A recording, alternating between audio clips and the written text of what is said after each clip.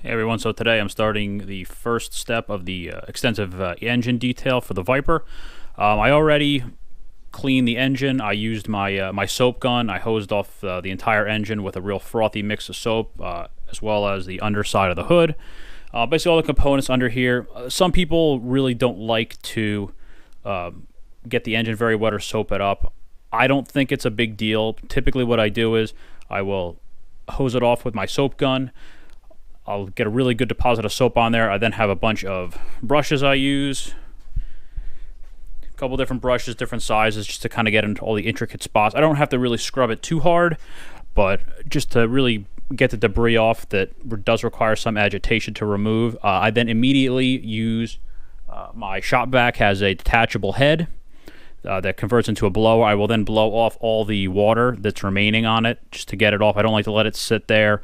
I don't believe in letting the engine's heat let it convert to steam. I don't think that's good for the components under the hood, so I will get it very thoroughly wet. I clean it right away, and then I remove the water immediately. I don't let it hang out. Now I'm polishing, or I'm cleaning up the Viper logos on the engine. These valve covers are magnesium, so this symbol and the Viper font will over time start to corrode a little bit because they're magnesium. You can see there's a little bit left here. Over time, the magnesium, as it reacts with the oxygen in the air, will start to turn a little bit of a dull black color and loses kind of its shine. So I sanded it down, and then I have to go back and redo this. If you do want to sand this down, make sure you cover everything up. I had everything covered before, but since I'm just doing this little spot, I'm only doing right here. Make sure you cover everything up, because if you go over, obviously you'll take this powder coating right off. I recommend using I use a sanding block, because this is raised lettering. As long as you hold it nice and flat, it does a nice job taking off a nice even surface, and it doesn't take too long. The intake manifold is aluminum, so it doesn't really tend to get as dirty or as corroded as the valve covers get. So I did hit this with a light sanding. There is a little bit of etching on it. I'll go back and I'll clean that up again, but I'll basically just hit that with the polish, the metal polish, and it should make it look really good. The engine cleaned up pretty nicely. Wasn't too dirty. There's no leaks under here. Just a little bit of dust, a lot of pollen in the air. So that didn't take too long just to soap gun it. I'll be taking off a lot of the little bolts that have a little bit of rust and corrosion on them. I'll be soaking them just to get it off, and I'll go over the other products that I'm using for this. I'll be using my Aerospace 303. I'll use this for a lot of the plastics under the hood, as well as the matting on the underside of the hood. I'll use this for. It leaves a nice finish and protects it very well. For the unpainted metal, I'll use the Colonnade 850. This is a really good metal wax polish. For the heavier stuff, I'll start with the Mother's aluminum mag polish. This is a little bit grittier, but I think that this leaves a little bit more of a shine when it's done. For the painted metal, I'll be using Duragloss 501. This has a light cutting action, and it leaves a nice coating on there to protect it.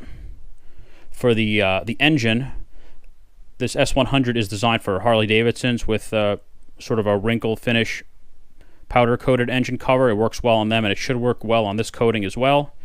I've been trying to look for a while to find something that really brightens up the engine. This should do a pretty good job.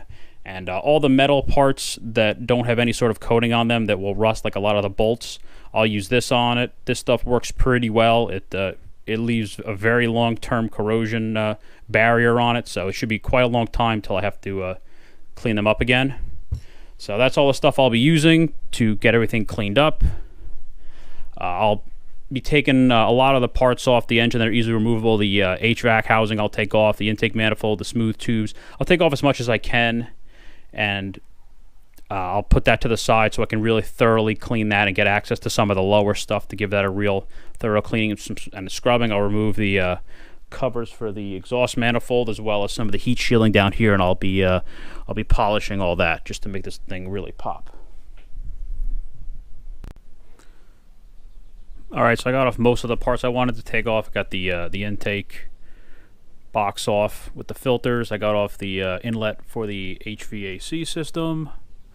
I got off the heat shields down here. They're a little bit more involved than I thought they would be. There were some bolts hidden on the bottom. I might have to jack the car up to get them back on, but shouldn't be too big of a deal. I've been wanting to polish them for a while. The only thing I could not get off is this cover. It wraps around the very last tube for the manifold, so it doesn't come off when it's in the car. So not a big deal. I'll just try to clean it up in place.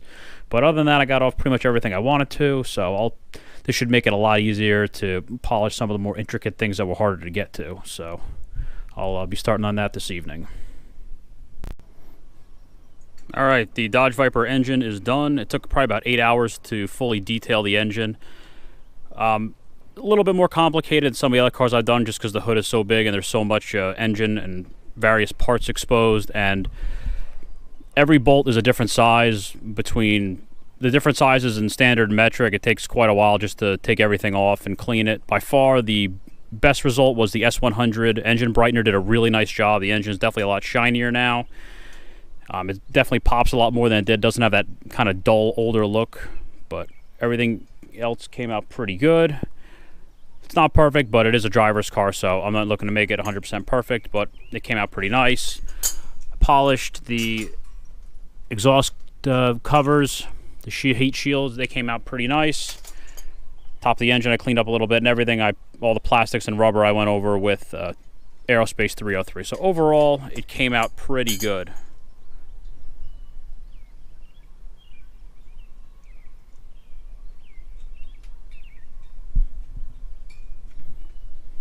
Thanks for watching.